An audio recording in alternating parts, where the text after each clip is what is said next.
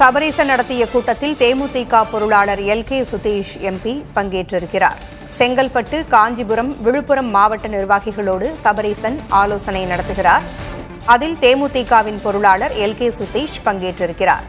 சென்னை அண்ணா நகர் தொகுதியை தொடர்ந்து தமிழகம் முழுவதும் தேர்தல் களப்பணிகளை ஆய்வு செய்கிறார் சபரீசன்.